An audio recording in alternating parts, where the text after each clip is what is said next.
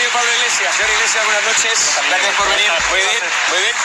También está con nosotros Hilario Pino y María Yapar. Buenas noches, compañeros. Un placer, como siempre, tenerlos aquí. Bueno, tenemos, como ven, mucho debate lo hemos tenido durante toda la semana con respecto a esa decisión del Tribunal Supremo. ¿Hasta qué punto desprestigia la imagen de la justicia en este país lo que ha ocurrido? Bueno, es gravísimo y creo que los ciudadanos están perdiendo la confianza en uno de los pilares de nuestra democracia, del Estado de Derecho, como es el Tribunal Supremo.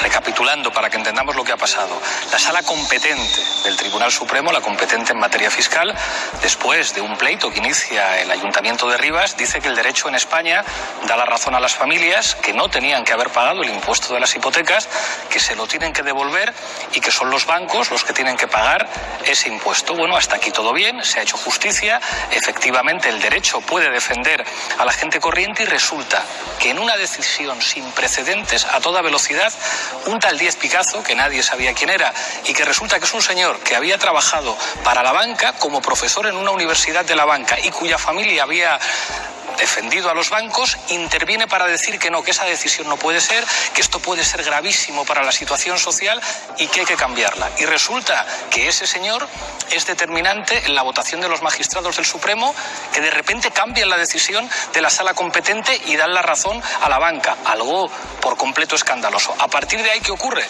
El gobierno hace una cosa que llama la atención, primero dice que acata la sentencia, después se convoca una movilización frente al Tribunal Supremo y el gobierno se corrige a sí mismo. Nosotros hace unos meses en el Congreso de los Diputados presentamos una propuesta que el impuesto lo paguen los bancos, el PP y Ciudadanos por supuesto votan en contra y el PSOE se abstiene. Bueno, el gobierno ha rectificado, eso está bien, pero no basta, porque lo que han dicho es que los bancos empiecen a pagar el impuesto mañana.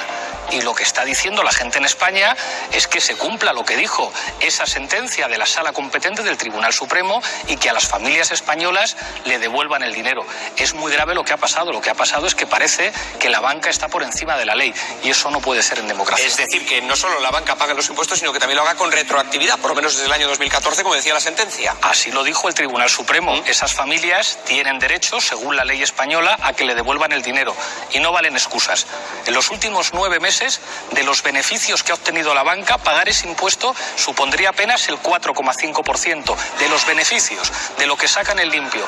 Bueno, no hay derecho a que algunos sean tan egoístas. Las familias españolas se han tenido que esforzar mucho en la crisis, la banca con beneficios se tiene que esforzar un poquito. Y no puede ser que tengamos un Tribunal Supremo en el que no conocemos la declaración de bienes de los miembros, porque sería escandaloso si hubiera miembros del Supremo con acciones en bancos que se pueden beneficiar de su decisión, igual que los representantes públicos. Tenemos nuestra declaración de bienes en público, pues los señores del Tribunal Supremo también.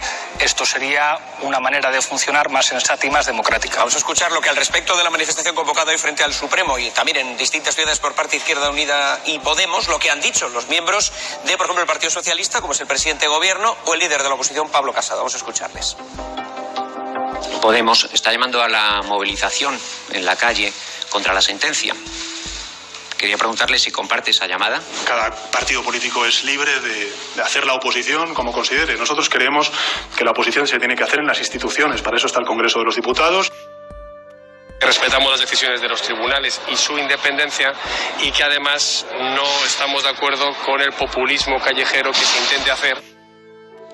¿No respetan ustedes la sentencia del Supremo? ¿Qué le parece lo que decía Pablo Casado? Bueno, lo que dice Pablo Casado es grave y habría que recordarle que en democracia el derecho de reunión y el derecho de manifestación son fundamentales. En este país no habría democracia si la gente no hubiera salido a las calles y no se hubiera manifestado. Y a Pedro Sánchez, con el que tengo buena relación, recordarle, si los pensionistas no se hubieran movilizado, si el 8 de marzo las mujeres no hubieran salido a la calle, no habría habido moción de censura y él no sería presidente del gobierno.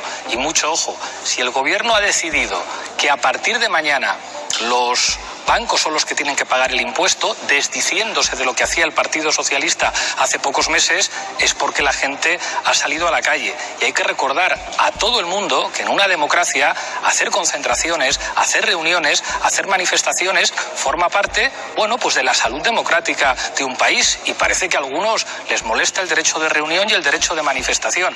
Hay algo que todo el mundo tiene claro. Los partidos políticos que en este momento se oponen a la retroactividad de la ley que tiene que hacer que se devuelva el dinero a las familias, por sí solos no se van a mover. Solamente si la gente se organiza, se moviliza y se manifiesta, y si la sociedad civil, como la PA, como Facua, como la Asociación de Usuarios de Banca, salen a la calle y se movilizan, entonces a lo mejor podemos cambiar la opinión de algunos partidos y las familias españolas, bueno, recuperan lo que es suyo. Y ha Casado una cosa más.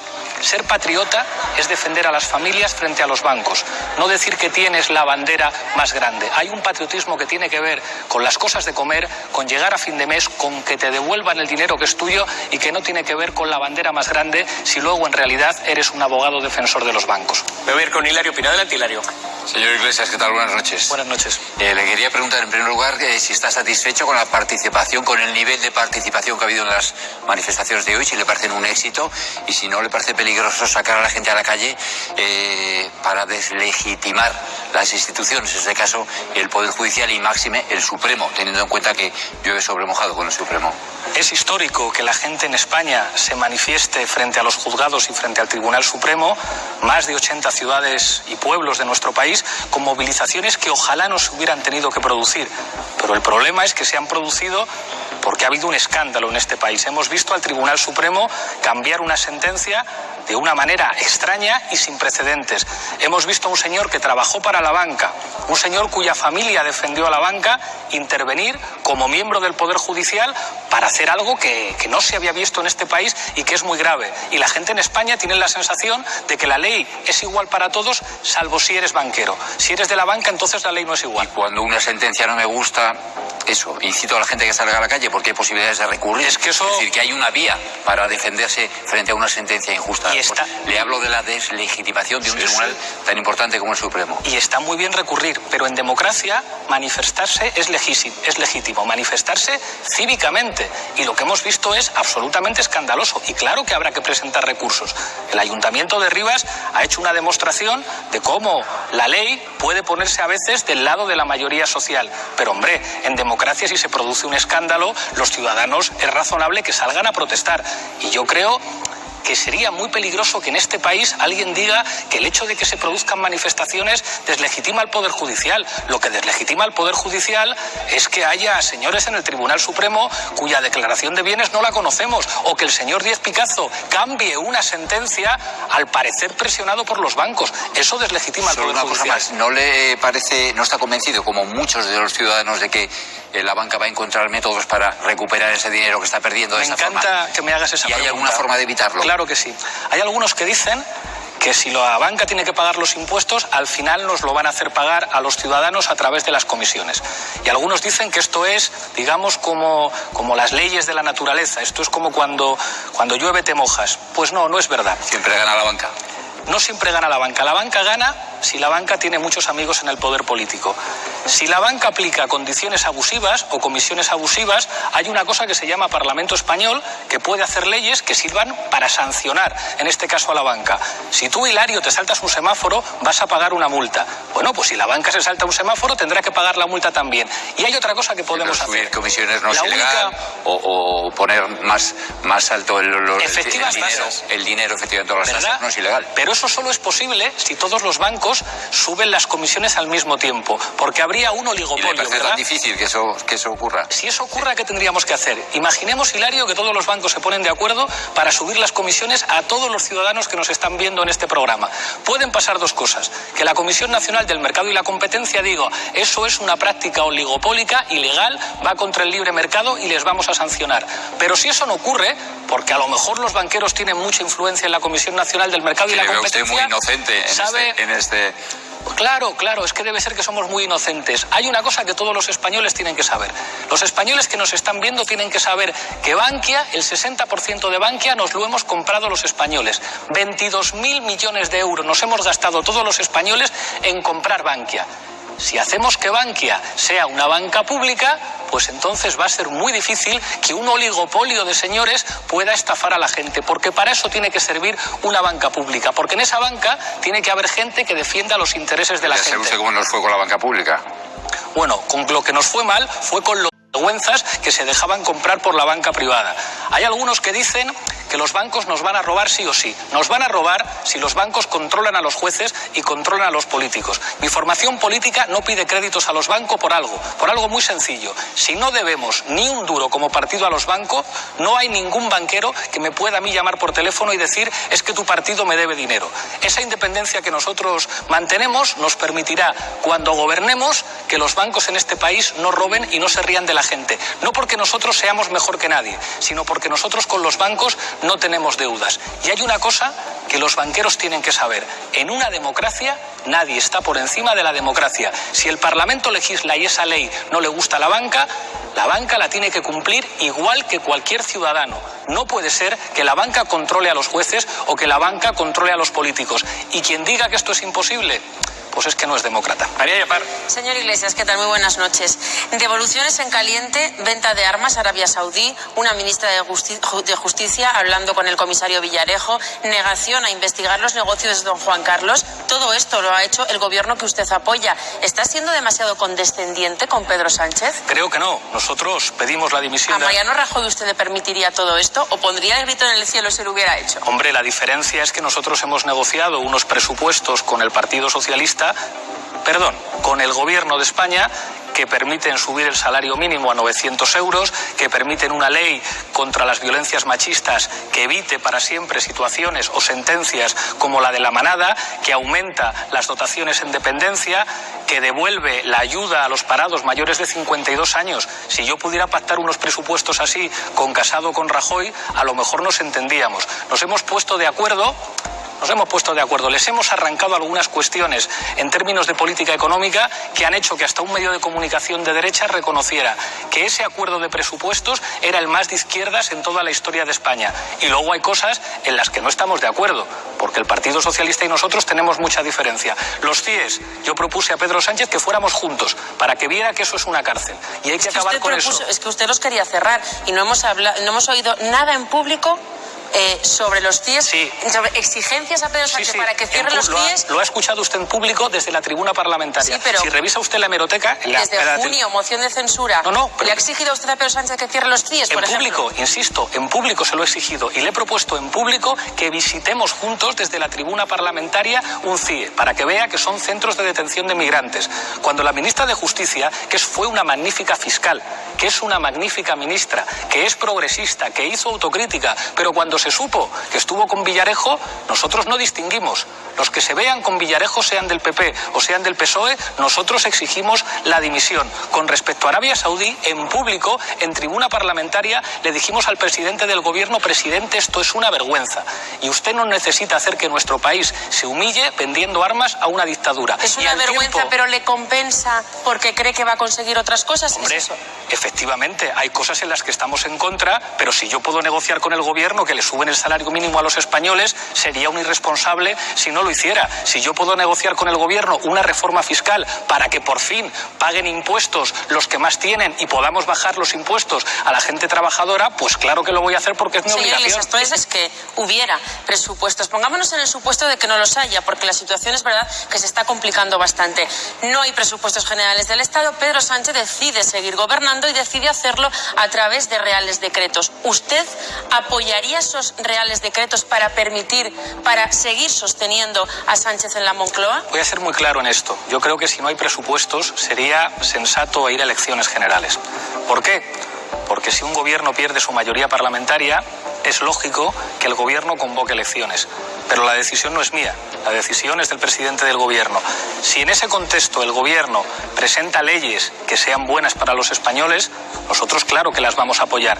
Pero le diremos al gobierno, hay que lograr mayoría para esos presupuestos. Nosotros hemos trabajado mucho, pero yo no puedo hacer todo el trabajo. El presidente se tiene que mojar, el presidente se tiene que esforzar para lograr una mayoría para esos presupuestos, que no es imposible, que la podemos conseguir, pero que está muy difícil. Entonces, aunque no haya presupuestos, usted va a sostener al gobierno a través de esos reales decretos que a su juicio son buenos para los ciudadanos. Hombre, lo que estoy diciendo es lo contrario. Estoy diciendo que si el presidente no saca adelante los presupuestos, debería convocar elecciones. ¿Y si no convoca? Es que no las puedo convocar yo. ¿Pero le va a sostener aprobando los decretos en el Congreso de los Diputados? Si esos decretos no sirven tanto para sostener al gobierno como para beneficiar a los españoles, hombre, nosotros estamos en política para ayudar a la gente. Le pondré un ejemplo. Si el gobierno hace un decreto para hacer una ley que asegure la retroactividad, como lo del Supremo, y que se devuelve el dinero a las familias españolas, claro que nosotros votamos el decreto. ¿Ha perdido la esperanza de que haya presupuesto, señor Iglesias? No, no he perdido la esperanza, pero soy realista.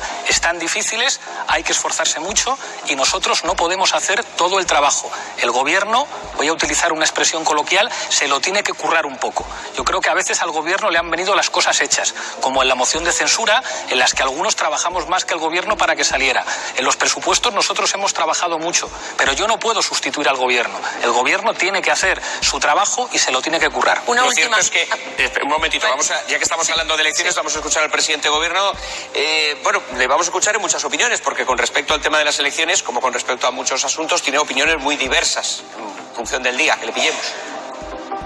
Convocaremos elecciones, sí.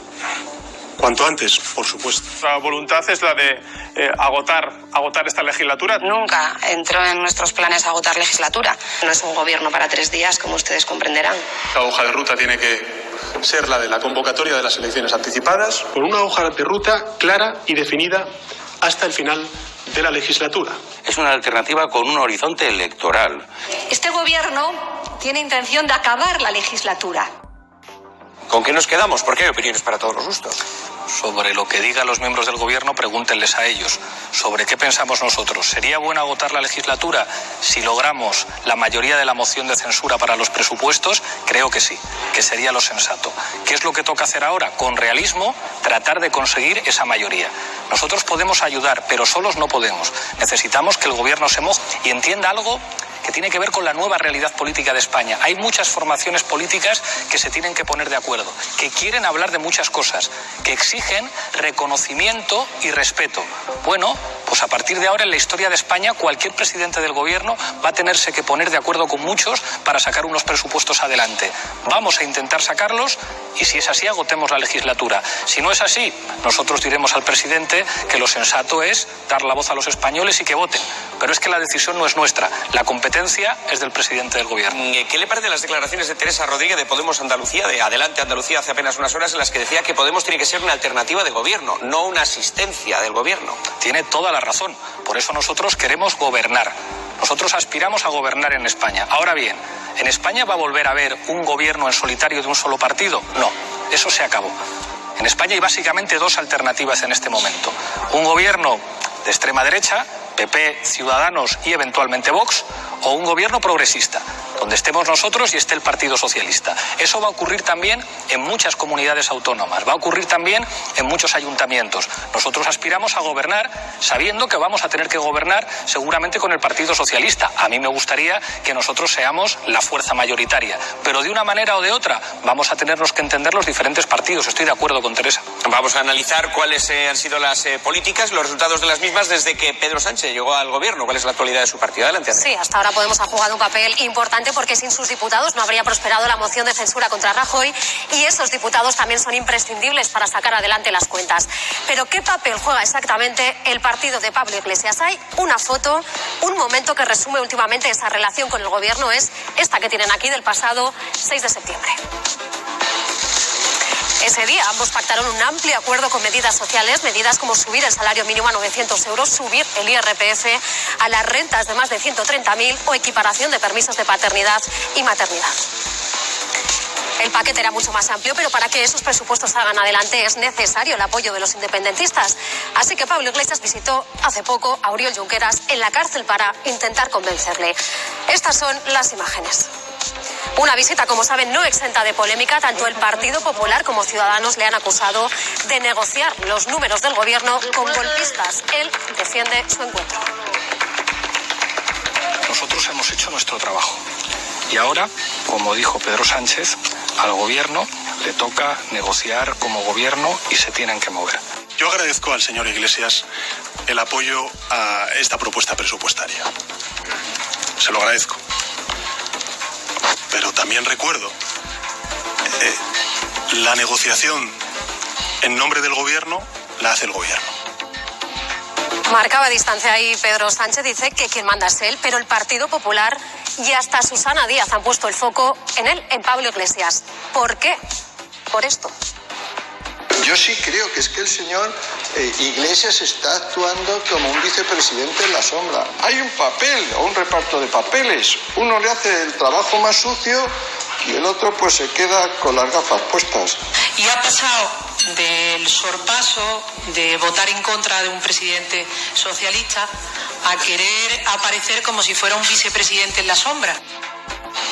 Esa era la crítica de Susana Díaz, que por cierto hoy tiene una entrevista aquí con nosotros en La Sexta Noche. Pablo Iglesias, buenas noches. Buenas noches. ¿Qué está haciendo usted para que tanto el Partido Popular como socialistas como Susana Díaz digan que usted está actuando como vicepresidente en la sombra?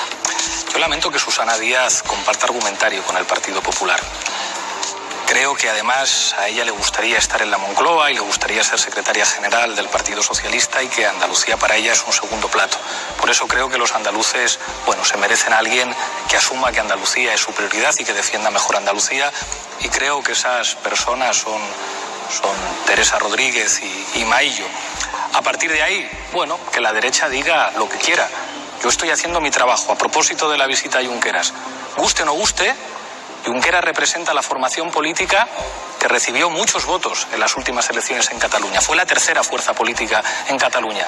Los ciudadanos avalaron con sus votos que esa fuerza política tiene que estar ahí. Por lo tanto, no corresponde excluir a nadie. Y además, a mi entender, Oriol Junqueras no debería estar en prisión. Y lo mismo con la señora Arrimadas y lo mismo con el señor Puigdemont. Y si el señor Casado un día entra en la cárcel y sigue siendo el jefe del Partido Popular y yo tengo que hablar con el PP, iré a la cárcel a ver al señor Casado. ¿Qué le vamos a hacer? Ojalá no se produjeran esas situaciones, pero se están produciendo. Y si uno quiere tener la mayoría parlamentaria suficiente para sacar sus cuentas, pues tiene que hablar con las fuerzas políticas que están ahí porque los ciudadanos les han votado para estar ahí. Solo una cosa, decía ahí Rafael Hernando en relación a esta visita, que usted está haciendo el trabajo sucio. ¿Cómo se lo tomó? El señor Hernando que diga lo que quiera. Yo creo que hablar con otras formaciones políticas es trabajo democrático. El Partido Popular, por desgracia, está en cosas que en este caso sí son sucias, como reunirse con mafiosos como Villarejo. Hemos visto a la señora Cospedal en la sede del Partido Popular, como jefa del Partido Popular, negociar con un mafioso, con un delincuente, que limpiaran de corrupción su partido destruyendo pruebas. Eso es lo que hacía el Partido Popular. Creo que no hay más trabajo sucio que ese. ¿Nosotros qué hacemos? Dialogar, hablar con otras formaciones políticas con las que a lo mejor no estamos de acuerdo, porque creo que los ciudadanos prefieren el diálogo. Ahora voy con María, pero antes de nada, ¿cómo van a desbloquear? ¿Cómo lo van a tratar de hacer la negociación de los presupuestos? Lo digo porque los partidos independentistas ni siquiera se quieren sentar a negociar. Creo que lo primero que hay que hacer es sentarse a hablar sin exclusiones y hablar con todo el mundo de todos los asuntos. Creo que sería muy bueno que todos nos sentáramos en una mesa y pusiéramos encima las cuestiones que queramos plantear. Yo entiendo que los partidos independentistas digan que los presos es una cuestión central, a pesar de que algunos de los presos políticos catalanes han dicho no queremos ser moneda de cambio. Yo quiero aquí elogiar la altura moral de dos presos políticos como Jordi Cuixart o como Jordi Sánchez, que han dicho no nos utilicen como moneda de cambio. Dos demócratas que algún día debería homenajear la democracia española por el valor de lo que han dicho. Y no estoy de acuerdo con ellos en muchas cosas. Y a partir de ahí creo que hay que decirles a los partidos independentistas en Cataluña, mire usted, podemos hablar y podemos trabajar para acabar con la excepcionalidad y al mismo tiempo creo que los ciudadanos también en Cataluña necesitan que se suba el salario mínimo. Hay casi 1 millón de catalanes a los que les podría afectar. Hay 70.000 catalanes que necesitan sus ayudas reconocidas en la dependencia. Y ustedes saben perfectamente, porque gobiernan en la Generalitat, que el hecho de que haya presos no hace que la Generalitat deje de gobernar. La Generalitat estuvo negociando con el gobierno español asuntos presupuestarios este verano. Los Mossos de Escuadra siguen, como es normal, actuando como una policía que tiene que proteger a la gente. El mundo no deja de existir porque haya una situación injusta con los presos.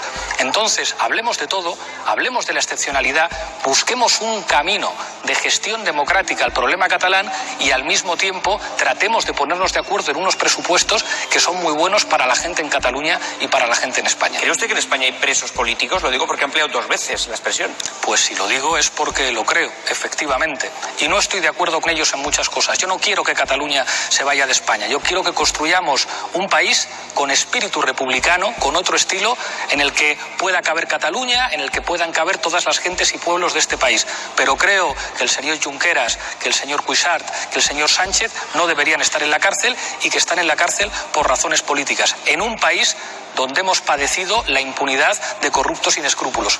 Voy a ir ahora con María de Parlo o voy con Hilario. Adelante. Sí, señor Iglesias, un juez ha condenado a otro juez que en una revista escribió un poema impresentable, claramente machista, contra Irene Montero. La condena se ha producido porque la portavoz de su partido demandó a ese juez que escribió ese poema.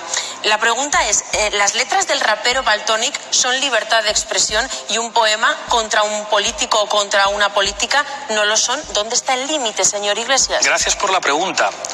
Creo que es clave que todo el mundo entienda lo que es una demanda civil. Si un juez en ejercicio, desde una revista de los jueces, insulta de esa manera a una mujer, yo creo que ese señor no tiene que ir a la cárcel. Ese señor no le tiene que juzgar la Audiencia Nacional como a Valtonyc. El comportamiento de ese señor no puede implicar jamás una pena de prisión. Pero creo que las mujeres en este país tienen derecho a defender su honorabilidad. Y hago un comentario que es muy llamativo. Yo demandé al señor Alfonso Rojo porque en este plató me llamó chorizo. Y el Tribunal Supremo me dio la razón y me indemnizó. Mi padre demandó al señor Germán Terç porque llamó a mi abuelo asesino.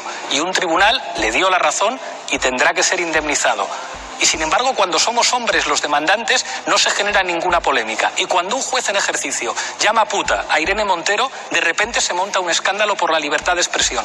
Creo que las mujeres lo tienen siempre más difícil en este país. Y que la libertad de expresión, que es fundamental, que es una vergüenza que la Audiencia Nacional juzgue a raperos, a titiriteros, a tuiteros, mientras el terrorista de Cataluña parece que quería matar al presidente, no sea objeto de investigación por la Audiencia Nacional. Eso, la libertad de expresión, tiene que ser compatible con que las mujeres en este país defiendan su honor. Pondré un ejemplo.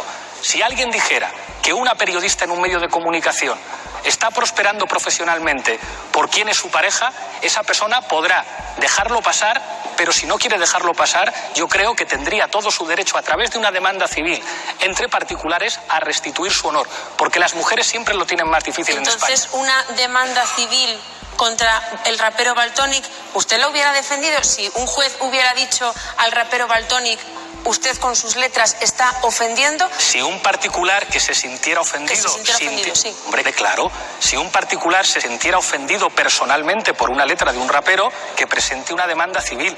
Y lo máximo que le podría ocurrir a Valtonyc es que tuviera que indemnizar a esa persona si la hubiera ofendido en sus sentimientos religiosos o hubiera ofendido en cualquier otra causa recogida por el derecho. Pero hombre, que a Valtonyc le juzgue la Audiencia Nacional por terrorista y que pueda ser encarcelado por hacer una letra, creo que son cosas diferentes. Una cosa es que uno tenga el derecho a defender su honor y otra cosa es que directamente los jueces puedan perseguir a alguien por la libertad de expresión. Señor Iglesias, hablando de jueces, PP y PSOE se están repartiendo los puestos del Consejo General del Poder Judicial. A Podemos, en teoría, le corresponde elegir a 4 jueces. ¿Ustedes van a participar de ese reparto? A nosotros esa manera de elegir a los jueces nos parece un error. Nos parece terrible que históricamente el bipartidismo se haya repartido la elección de los jueces. Y en nuestro programa electoral llevamos una propuesta para superar eso. Ahora bien, si se van a elegir así, lo que nosotros decimos es que en España hay pluralismo político, no hay solamente 2 partidos. ¿Van a participar, por tanto? De momento, el Partido Popular y el Partido Socialista no nos necesitan. Tendrían números suficientes para negociarlo ellos solos. Nosotros les diríamos, escuchen a Ciudadanos también, escúchennos a nosotros también. No nos gusta este sistema de elección, pero puestos a hacerlo mal, mejor ponernos de acuerdo Iglesias, entre todos. Pero si no le gusta y participa de él, lo está legitimando. Europa nos ha dicho que este sistema va en contra de la independencia, que no ayuda a acabar con la corrupción. Señora Yapar, tiene la oportunidad de decir, yo en esto no juego, a esto no juego. Fíjese, el sistema electoral español es un sistema injusto, que va en contra de lo que dice la Constitución, que dice que tendría que ser proporcional y es mayoritario. Y a Pedro Sánchez no le exige que lo cambie tampoco. Sí, hombre, que no se lo exijo. Es más, lo exigimos. Sí, en el Congreso de los Diputados y en el Pacto de Presupuestos se lo exigimos y logramos que se cambiara el voto rogado y que se termine con el voto rogado. Iglesias, ¿los va a elegir? Y con respecto a los jueces, usted dice, si usted participa en un sistema que no le gusta, lo está legitimando. Bueno, a mí no me gusta el sistema electoral español y nos presentamos a las elecciones, porque uno no siempre puede elegir las reglas del juego. Uno dice, a mí no me gusta esta regla en el fútbol, fútbol y por eso no juego. No, nosotros claro que vamos a participar y después lo vamos a intentar cambiar, pero nosotros nos presentamos. O sea que habrá 4 jueces elegidos por Podemos. Puede ser que no, porque el Partido Popular y el Partido Socialista parece que lo quieren hacer ellos solos.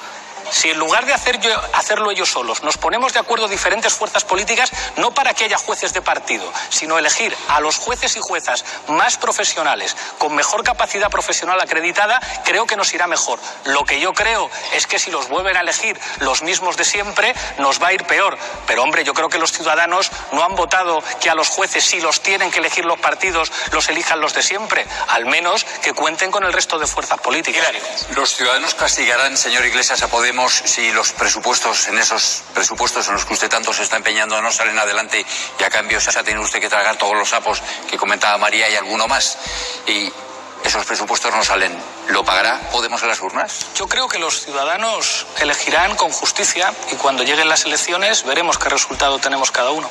Y si los resultados de Podemos son peores de que los de las últimas elecciones, ¿dejará usted de ser secretario general de Podemos? Nosotros saldremos a ganar las elecciones y yo recuerdo que las encuestas antes de 2015 decían que íbamos a estar en el 13 y estuvimos en el 21. Yo no hablo de encuestas, le digo si los resultados son esos, si son peores que los últimos que usted ha obtenido. Depende, yo espero que sean mejores, pero lo que de verdad espero es que haya un gobierno de coalición progresista en España. Espero encabezarlo yo como presidente del gobierno, pero si conseguimos que haya un gobierno de coalición progresista que emprenda las reformas que necesita este país, nos daremos por satisfechos. Para nosotros lo más importante no es los votos que tenemos, sino lo que somos capaces de cambiar en España. Los votos ayudan a cambiar las cosas. Saldremos a ganar las elecciones, pero lo importante es España. Pero le pregunto por su futuro concreto. ¿Su futuro no está condicionado al resultado entonces? Mi futuro siempre estará condicionado a lo que digan los inscritos y las inscritas. Si tenemos un mal resultado electoral, tanto como si lo tenemos bueno, yo pondré mi cargo a disposición de la militancia de Podemos, como he hecho siempre. ¿Habrá pacto en Andalucía, Partido Socialista, Podemos, si eso evita un acuerdo PP-Ciudadanos? Eso lo tendrán que decidir Podemos e Izquierda Unida en Andalucía. ¿Usted no influirá en eso? Si decide Teresa Rodríguez o lo tienen que decidir las bases. Si decide no hay pacto con el Partido Socialista, aunque gobierne usted no se meterá. En Podemos hay una ley que decidió la Asamblea Ciudadana. Los pactos de gobierno lo deciden los inscritos en Podemos y eso lo decidimos en la Asamblea Ciudadana.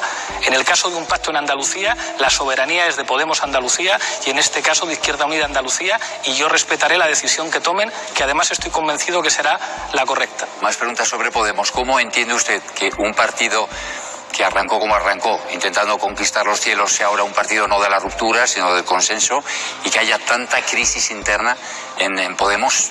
No sé, en todas las comunidades que usted pueda pensar, en Cantabria, en Asturias, en Galicia, en Madrid. ¿Qué ha pasado? ¿Qué está pasando con Podemos allá? En nuestra formación política, a diferencia de en otras formaciones políticas, hay democracia interna y hay debate interno. Y yo creo que eso refuerza a las organizaciones. ¿De verdad que usted Podemos sale reforzado de esta? ¿Sí? Es verdad que a veces hemos cometido el error de no lavar ciertos trapos sucios en casa y que la gente nos decía, oye, determinados debates los tenéis dentro, pero no os dais un espectáculo fuera. Y creo que eso hemos sido capaces de corregirlo. Y respecto a las cosas que hemos conseguido, mire, Hilario, uno en política no es lo que dice. Uno en política no es lo radical que dice que es, uno es lo que consigue. Y lo que nosotros hemos conseguido está ahí para que lo vea todo el mundo. Lo que hemos conseguido en ayuntamientos como Madrid, como Barcelona, como Zaragoza, como Coruña, como Cádiz, lo que hemos conseguido sosteniendo algunos gobiernos autonómicos, participando en otros como en Castilla-La Mancha, y lo que estamos consiguiendo en España. Si finalmente ese acuerdo de presupuestos, que un medio de derechas decía que era el más de izquierdas de la historia de España, se concreta, habremos demostrado que somos lo que conseguimos, no lo que nos ponemos en la camiseta radical. También han dicho que ese acuerdo de presupuestos es muy socialdemócrata. Al final, ¿no se parece la política que está llevando usted a cabo con el gobierno socialista muy parecida, no se parece a la de Errejón? Es decir, merecía la pena apartar a Errejón para terminar haciendo una política muy como defendía Íñigo Errejón. Íñigo va a ser el próximo presidente de la Comunidad de Madrid y por eso últimamente se le ataca tanto. Y pero eso es no tiene peso en la política nacional. Absolutamente crucial. Y después, en el debate interno que tuvimos, había compañeros que defendieron hay que apoyar el gobierno de Rivera presidido por Sánchez. Y otros dijimos que no estábamos de acuerdo con eso. La prueba, en el pacto que hicieron Rivera con Sánchez, que a Susana Díaz creo que le gustaba, el salario mínimo subía un 1%. En el pacto que hicimos nosotros, el salario mínimo sube un 22%. Creo que en ese momento acertamos. Y precisamente porque acertamos en ese momento hemos podido arrancar al Partido Socialista lo que le hemos podido arrancar en unos presupuestos. Creo que si hubiéramos entregado el gobierno a la derecha habríamos cometido un error. Y a partir de ahí tenemos los congresos, las bases deciden y todos somos compañeros, cada uno en su sitio. ¿Fue apartado, medio castigado porque quería entregar el gobierno a la derecha? No. En Podemos ni se aparta ni se castiga. En Podemos los inscritos deciden quién está al frente. Y después de que hemos estado en desacuerdo en cosas, cuando terminan los procesos nos repartimos los papeles. Y tenemos la suerte de tener al mejor candidato en la Comunidad de Madrid para ser presidente de la Comunidad de Madrid. Y es una suerte para los madrileños y las madrileñas que dentro de muy poco Íñigo vaya a ser su presidente. Ha sido muy discutido y muy polémica sus declaraciones sobre que en Venezuela se come 3 veces al día. ¿Estaba Íñigo Errejón blanqueando el régimen de Venezuela? Creo que se nota que algunos tienen miedo de que Íñigo Errejón sea presidente de la Comunidad de Madrid. Muchos de los que antes decían, no, Íñigo es un moderado, Íñigo es estupendo, ahora se dan cuenta de que Íñigo va a ser presidente de la Comunidad de Madrid y le van a atacar por tierra, mar y aire. Y vamos a ver en los próximos meses una campaña de demonización de Errejón.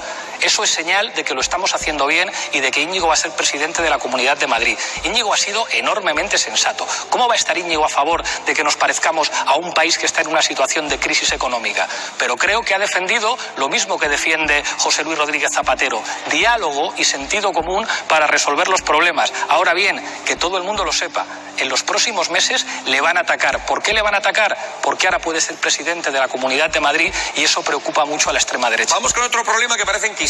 Se iba a producir la exhumación de los restos de Franco antes de verano, luego antes de Navidad, y finalmente parece que será en 2019, ya veremos. De momento vamos a escuchar a Pilar de Borbón, tía de Felipe VI, manifestar. La recordará usted por los papeles de Panamá. Vamos a escucharla hablando de la exhumación de los restos de Franco. Que le preguntaban también sobre Franco, que no le hacía mucha gracia, ¿no? Que... Ninguna. ¿Para qué quitarlos de ahí? Es como si me dicen, le quite usted a Felipe II. Oh, pues no me parece bien. En fin, yo creo que hay que hacerse una pregunta, y yo sé que es una pregunta que a muchos les incomoda. ¿Para qué sirve en 2018 la monarquía? ¿Para qué sirve? Yo sé que Juan Carlos I, aunque fue el heredero de Franco, aunque era franquista como su hermana Pilar, fue un señor útil.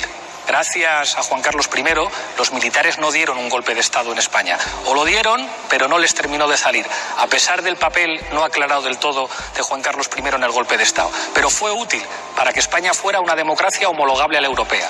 En 2018 yo pregunto, ¿por qué los españoles necesitan que a la jefatura del Estado se llegue por fecundación y no por unas elecciones? Yo creo que podríamos tener un sistema parlamentario, un sistema que garantizara el pluralismo político con instituciones que unan y que no separen a los españoles.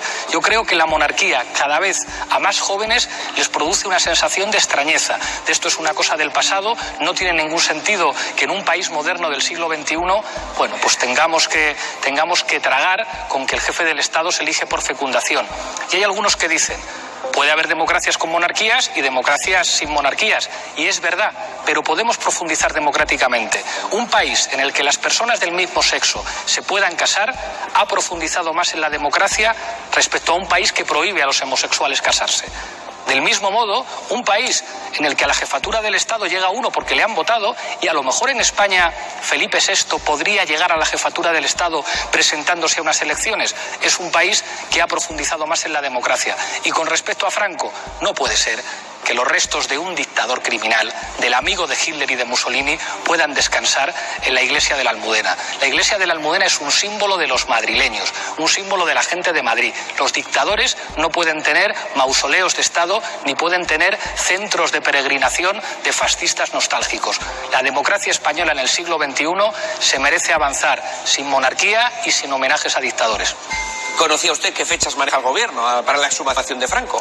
Lo desconozco, pero espero que sea pronto. Yo creo que no es razonable que España siga teniendo un mausoleo de Estado a un dictador, algo que no permitirían en Alemania con Hitler ni en Italia con Mussolini.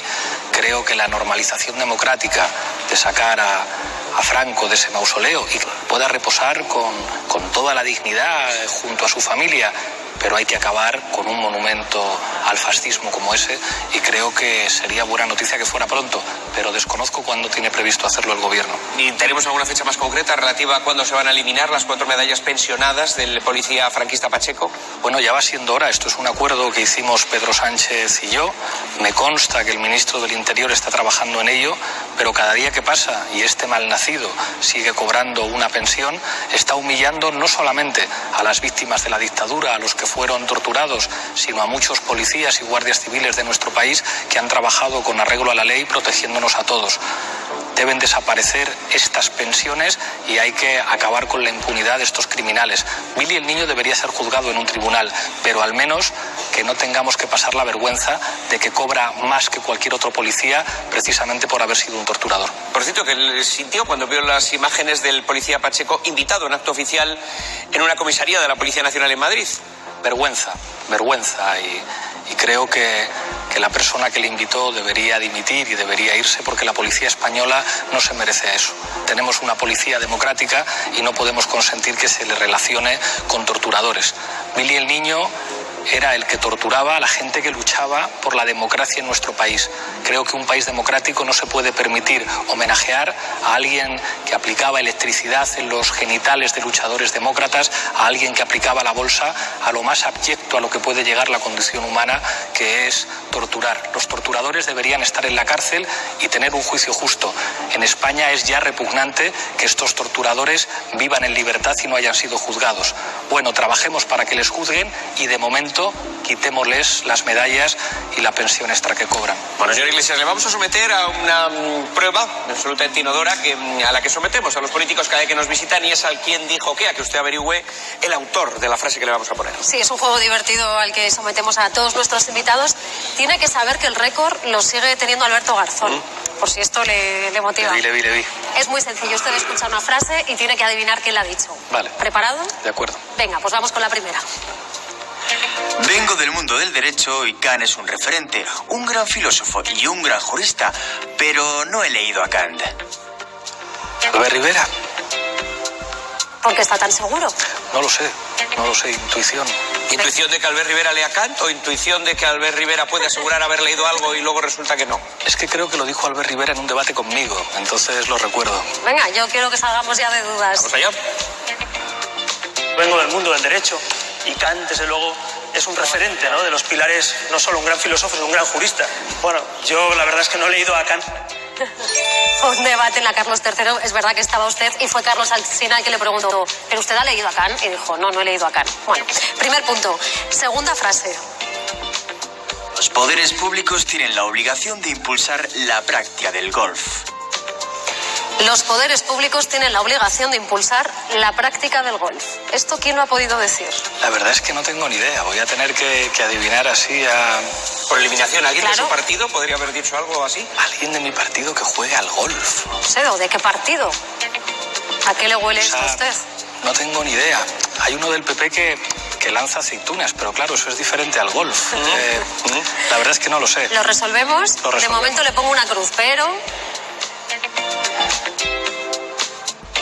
Creo que es una obligación de los poderes públicos impulsar la práctica del golf. ¿La echa usted de menos en política? Yo creo que es difícil no echar de menos lo que representaba Esperanza Aguirre como personaje mediático. Yo creo que ella atraía la pupila. Pero dicho esto en plan de broma, creo que Esperanza Aguirre representó lo peor de la corrupción del Partido Popular en Madrid y que por su culpa muchos madrileños y madrileñas tuvieron que sufrir y siguen sufriendo. Así que como personaje mediático la extraño, como política desde luego no.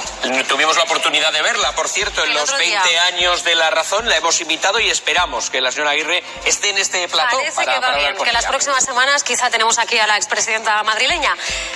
Tercera frase de este ¿quién dijo qué? A menudo me he sentido mejor con creyentes progresistas que con socialistas conservadores. Esto lo podría haber dicho yo y si no lo dije me gustaría haberlo dicho, porque esto es... Ah, sí, le gusta la frase. Es muy sensato. No va muy mal encaminado. ¿Desvelamos? Venga. A menudo me he sentido mucho mejor con creyentes progresistas que con socialistas conservadores. Esta Juan era Carlos fácil. es siempre una inspiración, tiene mucha razón. ¿Le volvería a llamar para que regresara a la primera línea? Bueno, él está en la primera línea. Juan Carlos forma parte del Espacio 2020. Juan Carlos está ahora, además, haciendo un trabajo muy importante presentando La Frontera en Público TV, un programa que se está convirtiendo en una referencia. Y yo llamo a Juan Carlos casi todos los días para consultarle cosas, porque es una de las personas a las que yo valoro más intelectualmente y creo que está haciendo un trabajo espectacular. Bueno, pues a ver si tiene la misma opinión o no de nuestro siguiente protagonista. Cuarta frase. Los mejores somos los españoles. Bueno, hay algunos un poco malos. Yo creo que esta frase, por cómo termina, podría ser de Rajoy, pero no estoy seguro. ¿Pero por qué? ¿Por la coletilla? Por lo del bueno, hay algunos un poco malos. Rajoy tenía esa virtud como de hacer una frase de perogrullo y luego darle 2 vueltas más al perogrullo con la continuación, pero a lo mejor no es de él. De momento lleva un punto. A ver, ¿en qué queda esto? Los mejores somos los españoles. Hay algunos, y no voy a entrar en detalles, un poco malos. Esto lo dijo en un mitin hace 2 años. ¿A Rajoy le echa de menos? Con todas las diferencias políticas y con toda la dureza que mantuve con él, en tanto que responsable de la corrupción, en lo personal nunca tuvimos una mala relación. Era un buen parlamentario y era alguien que sabía escuchar aunque no estuviera de acuerdo contigo. Sospecho que más temprano que tarde en el PP van a echar mucho de menos a Rajoy. Me llama la atención que, por ejemplo, Aitor Esteban del PNV, Margarita Robles del Partido Socialista, usted, de alguna manera, habla mucho de ese Rajoy humano y aseguran añorar al Rajoy persona, más que, lógicamente, al Rajoy político.